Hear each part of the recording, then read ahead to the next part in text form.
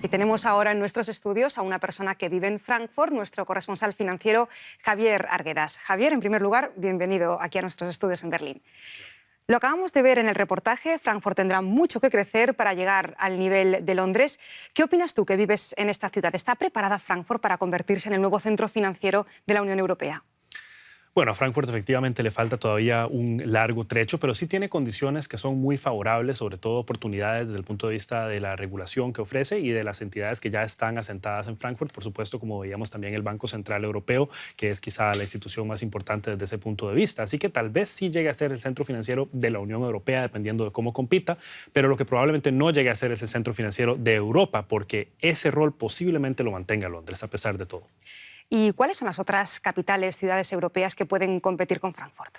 Bueno, siempre depende de los criterios que veamos. Desde el punto de vista idiomático, Dublín, por ejemplo, tiene una enorme ventaja, pero le falta mano de obra calificada porque no es tanto un centro financiero. París, por supuesto, es una ciudad importantísima que es además de centro político, también centro financiero de Francia, un país de mucho peso en la Unión Europea, pero también tiene un problema y es que la gente no habla tanto inglés, precisamente la desventaja contraria a lo que tendría Dublín. Frankfurt, como decíamos, ya es también un candidato importante y ahí cada quien habla de su propia manera. Hay unos que dicen que Luxemburgo podría ser una buena alternativa, otros dicen que Ámsterdam por su posición.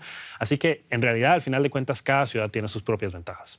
Hay muchos expertos, Javier, que temen que ahora, después del Brexit, Reino Unido se convierta en un paraíso fiscal, ahora sobre todo que no tiene que atenerse a las directrices europeas. ¿Son fundados estos temores? Bueno, yo diría que no son tan fundados, sobre todo porque hay un aspecto muy importante que hay que tomar en cuenta y es que independientemente de qué suceda, posiblemente la Unión Europea vaya a ser el socio comercial más importante del Reino Unido, aún en su nueva fase fuera de la Unión Europea, y va a tener que atenerse a una serie de regulaciones de todas maneras si quiere comerciar con la Unión Europea. Eso también va a aplicar, por supuesto, a los servicios financieros, pero el Reino Unido sí va a tener mucha mayor flexibilidad para diseñar sus propias estrategias y disposiciones y con ello podría también crear ventajas competitivas que le favorezcan en sus negocios también financieros. Javier, tú estabas en la bolsa de Frankfurt ese día 24, el día que supimos que el Brexit había ganado. ¿Cómo se vivió en la plaza de Frankfurt ese viernes negro?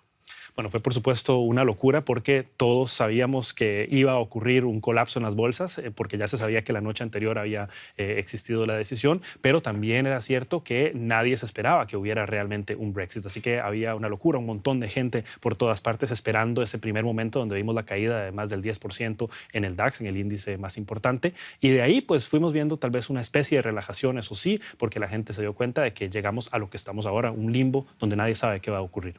Brevemente, ¿se temen los mercados un efecto dominó después de que haya ganado el Brexit? Todo dependerá de qué tan fácil sea para el Reino Unido salirse de la Unión Europea y de qué tan bien le vaya en esa nueva fase post salida de la Unión Europea, pero por supuesto siempre está ese temor en países como Italia, España o Francia. Muchas gracias, Javier Arguedas.